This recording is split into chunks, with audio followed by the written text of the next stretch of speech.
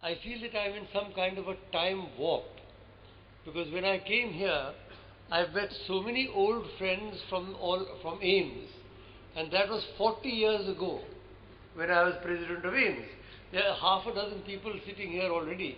It's so good to see that all these people are still carrying on their work, and I would be very happy that a new generation of doctors is now coming to the fore. I've been profoundly impressed by what Dr. Sareen has told us and Dr. Tripathi has told us about how in 2 years this institute has grown. It's incredible actually if you look around to see such an extensive campus already in place. And I'd like to congratulate you, Sheila ji, and your government for supporting an institution like this. I recall when I was health minister, we eradicated smallpox. Yesterday I read in the papers that we have now eradicated polio, hopefully.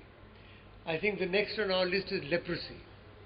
We should be able to get leprosy under control. The original idea was it would be under control by the year 2000, but we seem to have slipped behind.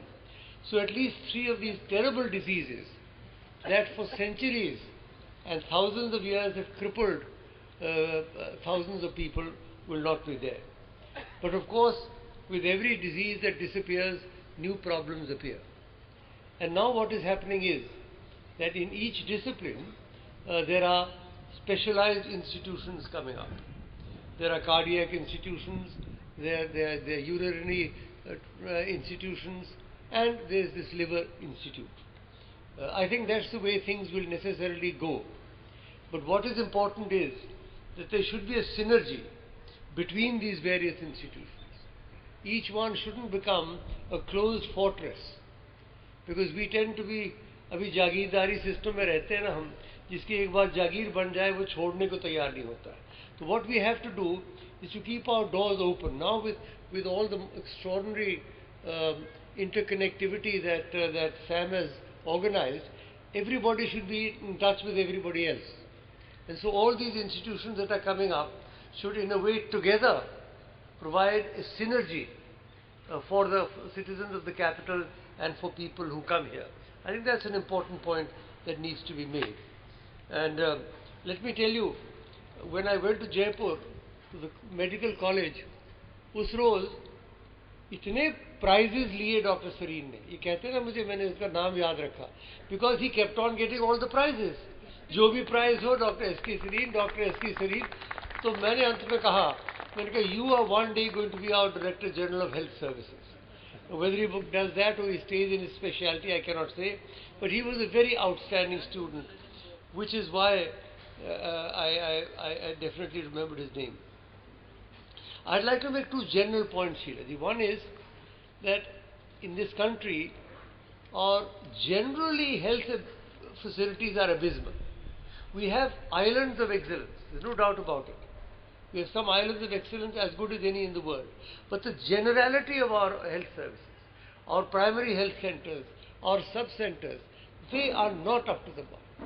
For one thing, they are not kept clean. There's a lot of corruption in medicines. The doctors don't always turn up. The nursing is non-existent. So what we have to do is really to strengthen the base of our healthcare system.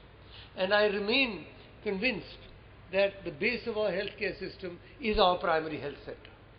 If the primary health center is working properly, then at least the people in that area are assured of minimal treatment, of x-rays, of some essential requirements for healthcare. And this is not a question only of Delhi government. Delhi is much better than most states. I'm talking of the generality in India.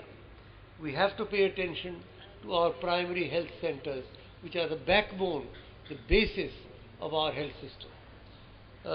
Secondly, I think that what we should do is to have a national fitness campaign. There's no sort of sense of fitness in this country. The Chinese, I went to China recently, and in the morning if you get up, thousands of people are practicing Tai Chi. Tai Chi is sort of a slow motion yoga, they stand outside their houses.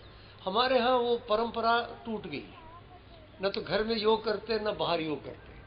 So I think we have to recreate and restart a sense of young people particularly, of physical fitness.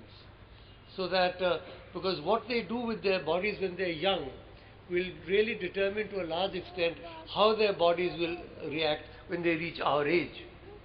And therefore this is something I think which needs to be in some way integrated with our education system.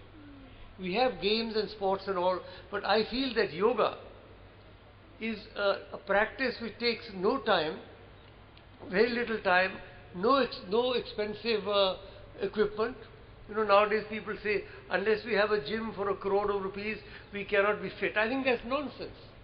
You can be fit if you practice yoga for 15 minutes in your own house. You don't even need your clothes for yoga. Why should you need any equipment? So fair enough, I mean those who can afford it can get the expensive gyms. But I think that for the generality, and even for people who are affluent, you should be able to practice. So a national physical fitness campaign, NPPC if you like, because everybody talks nowadays in alphabets, is something I feel should be launched. My final point is, Dr. Sareen, you said that you are standing on 3 foundations. That's a very unstable thing, 3 foundations. वो एकदम तो उलट जाता है. So therefore you must add one more. And that you talked of patient care, you talked of teaching, you talked of research. I would consider the 4th pillar as public education. The public has got to know what are the problems of the liver, why are liver problems, and this links with the physical fitness that I am saying. So you should have a program of public education that would give you your 4th very stable leg upon which I hope in the years ahead